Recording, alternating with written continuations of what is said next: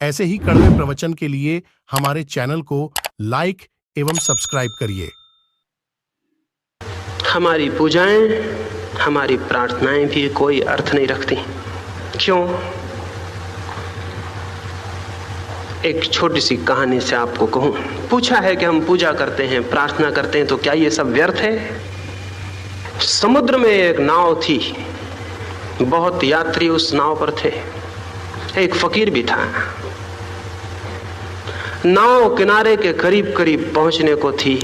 आशा थी कि सुबह होते होते नाव किनारे से लग जाएगी, लेकिन आधी रात भयंकर तूफान आ गया और नाव डगमगाने लगी और पानी के थपेड़े भीतर पानी फेंकने लगे और हवाएं पागल हो गईं और रास्ता भटक गया और मल्लाह चिंतित हो गए। और आधी रात को सारे यात्री जग गए, हाथ जोड़कर घुटने टेककर आकाश की तरफ प्रार्थना करने लगे कि हे परमात्मा हमें बचाओ।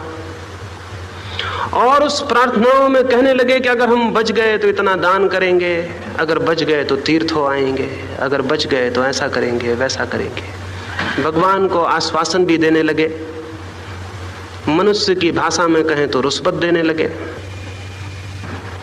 और धर्म की भाषा में कहें तो भगवान के सामने प्रतिज्ञाएं और व्रत लेने लगे कि हम ऐसा करेंगे, हम वैसा करेंगे, मगर हमें बचाओ।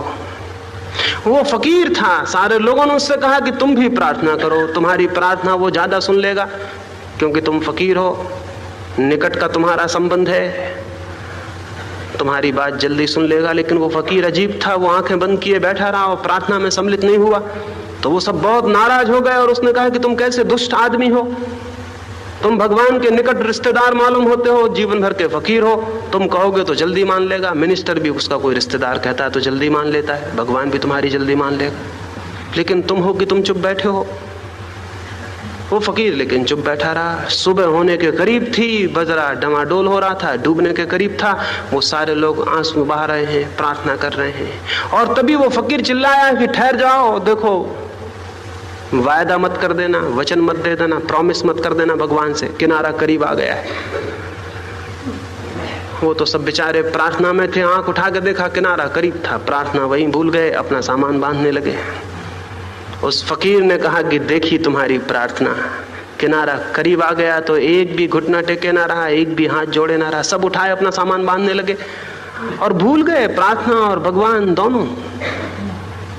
हमारी सब प्रार्थनाएं भय से पैदा होती या प्रलोभन से पैदा होती, और भय और प्रलोभन जहां है वहां प्रार्थना असंभव है। क्योंकि जो प्रार्थना भय से पैदा होती है वो भय के हट जाने पर समाप्त हो जाएगी, और जो प्रार्थना किसी चीज को पाने के लिए है वो प्रार्थना ही नहीं है। कभी ऐसी कोई प्रार्थना की है जिसमें भय और प्रलोभन न हो? तो आप कहेंगे फिर हम करेंगे ही क्यों? जब कोई भय ही ना हो, कोई प्रलोभन ही ना, तो हम प्रार्थना क्यों करेंगे? तो फिर मैं आपसे कहूंगा आप प्रार्थना को अभी जानते भी नहीं हैं। ये जितनी हमारी प्रार्थनाएं हो रही हैं सब भय और प्रलोभन पर खड़ी हैं। या तो किसी भय से छुटकारा चाहिए, या कोई प्रलोभन है, कोई नौकरी चाहिए, किसी को स्वास्थ्य चाहिए, किसी को मुकदमा, और अगर स्वास्थ्य और मुकदमे से मन उब गया है तो स्वर्ग चाहिए, मोक्ष चाहिए, भगवान के दर्शन चाहिए, भगवान के चरणों में निवास चाहिए। इस तरह की 25 बातें, लेकिन चाहिए। क्या आपको पता है जो प्रेम कुछ मांगता है वो प्रेम झूठा है? लेकिन हमारी सब प्रार्थनाएं कुछ मांगती हैं। कोई प्रार्थना जो मांगती है सच्ची नहीं हो सकती। फिर कौन सी प्रार्थना सच्ची होगी? क्या आपको पता है जो प्रेम मांगता है वो झूठा होता है? फिर कौन सा प्रेम सच्चा है? जो प्रेम देता है वो सच्चा होता है, जो प्रार्थना देती है वह भी सच्ची होती है। लेकिन हम तो देने को जानते नहीं, हम तो मंदिर में मांगने जाते, हम देने को जाते नहीं। धर्म का संबंध मांगने से नहीं है, धर्म का संबंध देने से है। एक सुबह एक भिखारी अपने घर के बाहर निकला। निकलते वक्त उसने अपनी झोली में चावल के थोड़े से दाने डाल लिए, जैसा कि सभी समझदार भिखारी हमेशा करते हैं। क्योंकि जिसके द्वार पर भी भीख मांगनी है, अगर उसको पता चल जाए कि इसको किसी और ने भी भीख दी है तो उसको भी देने में आसानी होती है। 2 कारणों से। एक तो उसे यह ख्याल नहीं पैदा होता कि ये मुझको ही मूर्ख बना रहा है, किसी और को भी बना चुका है। दूसरा, ये कोई साधारण भिखारी नहीं है, कोई विशिष्ट भिखारी है, इसको दान मिलता है। यानी मैं किसी अरे गरे आदमी को नहीं दे रहा हूं, जिसको मिलता है उसको ही दे रहा हूं। तो उस भिखारी ने भी अपने घर से निकलते वक्त अपनी झोली में चावल के दाने डाल लिए और वो दरवाजे पे बाहर निकला। सुबह होने के करीब है, वो गांव में भिक्षा मांगने जाता है। रास्ते पर आया था कि उसे दिखाई पड़ा दूर से राजा का रथ आ रहा है। उसने सोचा कि ये तो बड़ी सौभाग्य की घड़ी है, ऐसा आज तक ना हुआ था। और राजा के घर दरवाजे से संतरी वापस लौटा देते थे, कभी भीतर घुसने का मौका नहीं आया। राजा भी उनको भीतर आने देता है जिनसे कुछ मिलने की आशा हो, जिनको देना पड़े उनको कौन भीतर आने देता है। तो उस भिखारी को तो कभी भीतर घुसने नहीं दिया गया था। आज मौका रास्ते पर ही राजा मिल गया था, तो उसने सोचा आज तो झोली फैला के सामने खड़ा हो जाऊंगा और आज तो मांग ही लूंगा और हमेशा की मुराद पूरी हो जाएगी। वो अपने मन में विचार करने लगा, क्या मांगूं क्या ना मांगूं। और सोचता ही था कि रथ आगे सामने खड़ा हो गया। राजा नीचे उतरा और भिखारी घबरा के रह गया। उसकी कल्पना में भी न था जो हो गया। राजा ने अपना कपड़ा फैला दिया और कहा कि मुझे कुछ दो। तो भिखारी ने सोचा भी न था कि राजा और अपना वस्त्र फैला देगा, और कभी जीवन में कल्पना भी न की थी कि मुझसे भी कोई मांग लेगा। वो अपनी झोली में हाथ डालता था और बाहर निकाल लेता था। हिम्मत न पड़ती थी कि एक मुट्ठी चावल के दाने दे दूं। देने की कोई आदत न थी, मांगने की ही आदत थी। दिया कभी था ही नहीं, हमेशा मांगा था।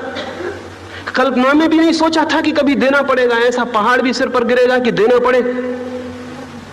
तो मुट्ठी बांधता था, छोड़ देता था। राजा बोला जल्दी करो, जो भी देना हो दे दो, मैं जाऊं। और आज तो राजा ने कहा कि मैं यही कल्पना करके निकला था कि जो भी मुझे पहले मिल जाएगा उससे कुछ मांग लूंगा। बड़ा गड़बड़ राजा था। आखिर बामुश्किल उसने एक दाने को निकाला, एक दाना चावल का, और राजा की झोली में डाल दिया। राजा बैठा और चल पड़ा। रथ की धूल उड़ती रह गई और उसके मन में पश्चाताप कि एक दाना व्यर्थ ही चला गया। मांगना था वो तो मांग ही नहीं पाए, और एक दाना और व्यर्थ चला गया। उस सांझ दिन भर उसने भीख मांगी, लेकिन मन दुखी रहा। एक दाना खो दिया था। इतनी भिक्षा कभी ना मिली थी, आज पूरी झोली भर गई थी, लेकिन चित्त दुखी था। एक दाना कम था। घर लौटा, पत्नी ने पूछा तो कहा इतने उदास, आज तो झोली पूरी भरी है, इतनी तो कभी ना भरी थी। उसने कहा झोली पूरी भरी दिखती है, थोड़ी खाली है, एक दाना कम है। एक दाना आज देना पड़ा है, और तू कल्पना भी नहीं कर सकती कि देना कितना कष्टप्रद हुआ होगा उसके लिए जो हमेशा मांगता रहा और पाता रहा। मेरे प्राण ही खिसक गए थे, मेरी सांस ठहर गई थी, लेकिन देना पड़ा, मजबूरी में उलझ गया था। उसने अपनी झोली उल्टाई। अब तक तो दुखी था, फिर छाती पीट कर रोने लगा और आंसू उसकी आंखों से झरझर टपकने लगे। झोली उल्टा के देखा और सब दाने तो दाने थे, एक चावल का दाना सोने का हो गया था। और तब वो छाती पीटने लगा और रोने लगा कि मैं कैसा पागल हूं, मैंने सारी झोली राजा को ना उल्टा दी तो आज सारे दाने सोने के हो जाते। लेकिन अब तो अवसर निकल गया था और रोज राजा रथ पर मिलता नहीं सड़क पर। ये तो कहानी है, लेकिन मैं आपसे कहूं केवल वे ही जीवन के दाने सोने के हो जाते हैं जो हम देते हैं, और जो हम बचा लेते हैं वो मिट्टी के सिद्ध हो जाते हैं। मरते वक्त जब हर आदमी अपनी झोली उल्टा कर देखता है तो पाता है थोड़े से दाने सोने के हो गए हैं जो उसने दिए थे, और बाकी सब दाने मिट्टी के जो उसने पाए थे। प्रार्थना का अर्थ है ऐसा जीवन जो देने का जीवन है, मांगने का जीवन नहीं। प्रार्थना का अर्थ किसी मंदिर में बैठ के हाथ जोड़ के कुछ बातें करना नहीं है। प्रार्थना का अर्थ है समग्र जीवन ऐसा हो जो देने का जीवन है, पाने का जीवन नहीं। जिसके जीवन में जितना दान है, समग्र भूत अपने प्राणों का, अपनी शक्तियों का, अपनी ऊर्जाओं का, अपने प्रेम का, अपनी दया का, उसका जीवन उतना ही प्रार्थनापूर्ण है। प्रार्थना कोई प्रेयर नहीं है कि बैठ के हमने स्तुति कर ली। प्रार्थना समग्र जीवन का रूपांतरण है। अभी हम मांगते हैं, सब कुछ मांगते हैं, मांगते हैं, मांगते हैं, मांगते हैं। मांगने वाला मन कभी प्रार्थना नहीं कर सकता।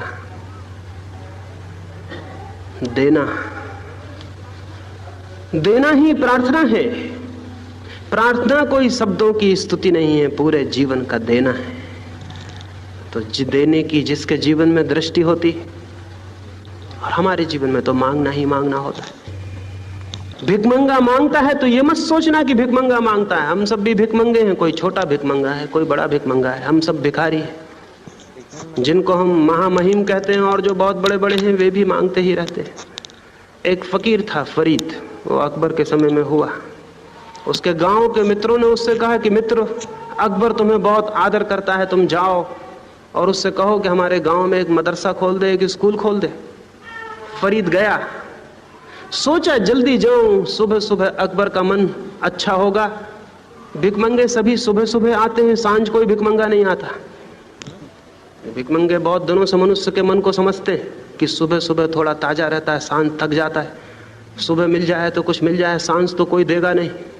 इसलिए फरीद भी सुबह सुबह पहुंच गया अकबर के वहां। अकबर नमाज में था, वो सुबह की नमाज पढ़ रहा था, तो फरीद जाके पीछे खड़ा हो गया। सोचा कि अच्छे मौके पर आ गया हूं, नमाज से उठेगा तो शायद देने के लिए पिघल जाए। वो खड़ा है पीछे, अकबर को पता नहीं कोई पीछे खड़ा है।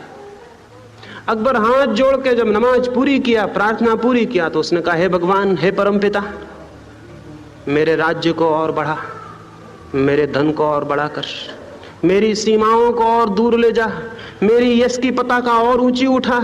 इस भगवान से कहा। फरीद ने सुना, वो चुपचाप वापस लौट पड़ा।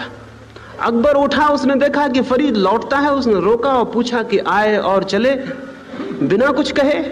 फरीद ने कहा कि मैंने सोचा कि मैं एक सम्राट के पास जाता हूं, यहां मैंने पाया यहां भी एक भिखारी।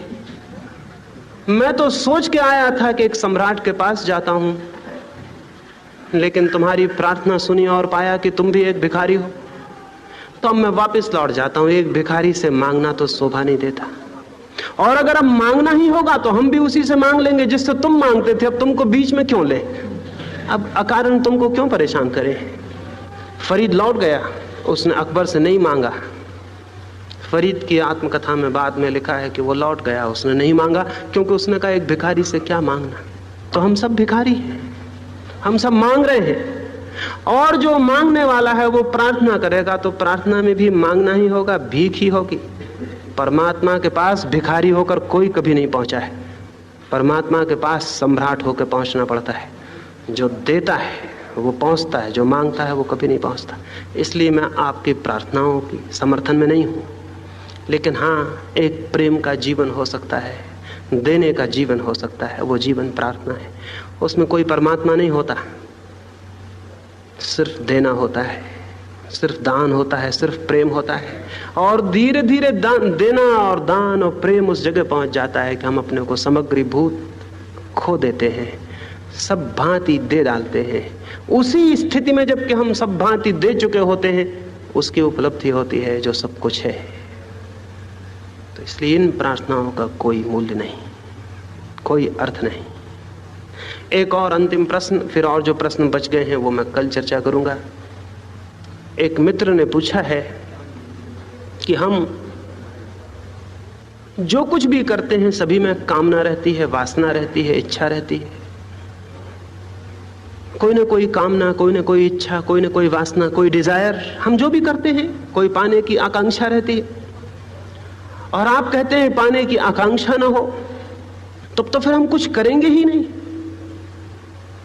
नहीं, हम एक ही तरह के काम को जानते हैं, एक तरह का और भी काम होता है जिसका हमें कोई भी पता नहीं।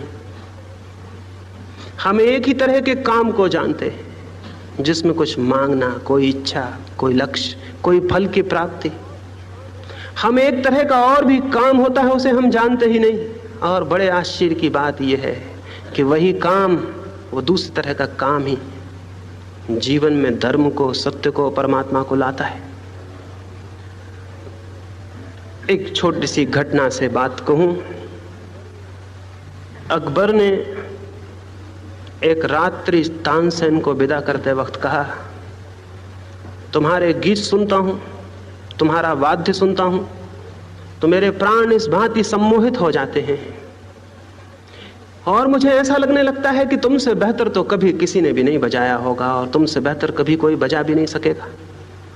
संगीत में तुमने जो जाना है और जो पाया है शायद कभी किसी ने नहीं जाना और कभी कोई नहीं जान सकेगा, ऐसा मेरे मन में भाव निरंतर उठता है। लेकिन आज मुझे एक नया प्रश्न आ गया है, वो मैं तुमसे पूछता हूं, और वो ये कि जब मैं तुम्हें सुनता था तो मुझे अचानक ये ख्याल आया, तुमने शायद किसी से सीखा हो, तुम्हारा कोई गुरु हो, और हो सकता है वो तुमसे भी बेहतर बजाता हो, तुमसे भी बेहतर, तुमसे भी गहरा जाता हो सकता है। तो तुम्हारा गुरु कोई है, कोई जीवित? यदि हो तो मैं उसे सुनना चाहूंगा। मुझे विश्वास नहीं पड़ता कि तुमसे आगे कोई हो सकता है, लेकिन फिर भी मैं सुनना चाहूंगा। मेरा कुतूहल जग गया। तानसेन ने कहा कि बड़ी कठिन बात है, गुरु तो मेरे हैं, लेकिन उनको कहा नहीं जा सकता कि वो गाएं। हाँ, कभी कभी वो गाते हैं तब सुना जा सकता है, कभी कभी वो बजाते हैं तब सुना जा सकता है, लेकिन कहा नहीं जा सकता कि वो बजाएं, क्योंकि उनकी कोई आकांक्षा नहीं है जिसके लिए उनको प्रलोभन दिया जा सके कि इसलिए बजाओ। उनकी कोई यश की कामना नहीं है, कोई इच्छा नहीं है, कोई पाने का भाव नहीं है। हाँ, कभी कभी अपनी मौज में वो बजाते हैं तब सुना जा सकता है। अकबर ने कहा कि मैं सुनूंगा। तानसेन ने कहा चोरी से सुनना पड़ेगा, क्योंकि सामने चले जाएं तो हो सकता है वो बंद कर दें और चीज टूट जाए। तो आधी रात को अकबर और तानसेन गए। तानसेन का गुरु एक फकीर था, हरिदास, वो यमुना के किनारे रहता, एक झोपड़े में। कोई 3 बजे सुबह उठ के वो अपनी मौज में कुछ गाता और बजाता। दोनों ने झोपड़े के बाहर चोरी से बैठ के सुना। शायद ही कभी किसी सम्राट ने चोरी से बैठ के सुना हो। अकबर रोने लगा। लौटते में तानसेन से बोला नहीं। महल पहुंचकर उसने तानसेन से कहा कि मैं तो सोचता था तुम्हारा कोई मुकाबला नहीं, अब मैं क्या सोचूं, तुम्हारे गुरु के सामने तो तुम ना कुछ हो। लेकिन इतना फर्क क्यों है, तुम इतना अलौकिक क्यों नहीं बजा पाते हो? तानसेन ने कहा सीधी सी सरल सी बात है, मैं इसलिए बजाता हूं कि मुझे कुछ मिल जाए, और मेरा गुरु इसलिए बजाता है कि उसे कुछ मिल गया है। उसे कुछ मिल गया है इसलिए बजाता है, और मुझे कुछ मिल जाए इसलिए बजाता हूं। मेरा बजाना एक भिखमंगे का बजाना है, मेरे गुरु का बजाना एक सम्राट का बजाना है। आनंद मिल गया है और आनंद से उसका संगीत निकल रहा है, और मेरा संगीत तो एक साधन है कि मुझे रुपए मिल जाएं तो शायद आनंद मिले। 2 तरह का जीवन है। एक आनंद को खोज लेने से जो जीवन विकसित होता है, वो उस जीवन में कुछ पाने की आकांक्षा नहीं होती। वो सारा जीवन प्रार्थना बन जाता है, वो सारा जीवन सहज ही निष्काम बन जाता है, वो सारा जीवन सहज ही किसी तरह की फलाकांक्षा से मुक्त हो जाता है। और एक जीवन है दुख का जीवन, जिसमें सब कुछ पाने की इच्छा होती है, आकांक्षा होती है। और स्मरण रखिए, दुख से जो कृत्य निकलता है वो आनंद कभी ना ला सकेगा, क्योंकि जहां से जो चीज निकलती है वही मिल जाती है। मिट्टी से जो चीज पैदा होती है वो मिट्टी में गिर जाती है। जो शुरुआत है वही अंत है। तो अगर हमारा चित्त दुखी है और हम कोई काम कर रहे हैं कि इससे सुख मिल जाए, तो गलती में है आप। दुखी चित्त से जो कृत्य निकलेगा उसका अंत दुखी होगा, सुख नहीं हो सकता। दुख के बीज से दुख के फल लगते हैं। जो कृत्य आनंद की भूमि से निकलता है वो आनंद लाता है, क्योंकि आनंद से निकला हुआ बीज आनंद के फलों को पैदा करता है। तो मैं आपसे नहीं कहता कि आप निष्काम हो जाएं, वासना छोड़ दें, ये तो कभी कोई छोड़ ही नहीं सकता। मैं आपसे नहीं कहता आप फलाकांक्षा छोड़ दें, ये कभी कोई छोड़ ही नहीं सकता। ये तो मैं आपसे कहता नहीं, मैं तो आपसे ये कहता हूं आनंदित हो जाएं। और आनंद को पाने का सूत्र है, मार्ग है। और जिस दिन आप आनंद को पालेंगे, पाएंगे कि गई आकांक्षा, गई वासना। आनंद से भरी हुई आत्मा में कोई वासना नहीं होती, दुख से भरी हुई आत्मा में होती। तो जिसका चित्त दुख से भरा है, अगर वो वासना छोड़ने की बातें करता हो तो पागल है, ना समझ है, वो कभी छोड़ नहीं सकेगा। दुखी चित्त वासना छोड़ ही नहीं सकता। दुखी चित्त से तो वासना पैदा होती है। हाँ, हम दुखी चित्त को छोड़ सकते हैं, और दुखी चित्त छूट जाए तो उसके साथ उसकी सारी वासना विलीन हो जाती। और दुखी चित्त छोड़ना अत्यंत सरल बात है, क्योंकि दुखी चित्त हमने बनाया है, इसलिए है। अगर हम ना बनाएं तो दुखी चित्त विलीन हो जाएगा, और तब जो शेष रह जाता है वो आनंद है। आनंद हमारा स्वभाव है, हमारा स्वरूप है। उसकी बात मैं कल करूंगा, परसों करूंगा कि वो हमारा स्वभाव और स्वरूप कैसे उघड़ जाए, उसे कहीं से पाना नहीं है, वो हमारे भीतर मौजूद है। मेरी इन बातों को इतने प्रेम और शांति से सुना है, उससे बहुत बहुत अनुग्रहित हूं। अंत में सबके भीतर बैठे परमात्मा को प्रणाम करता हूं। मेरे प्रणाम स्वीकार करें।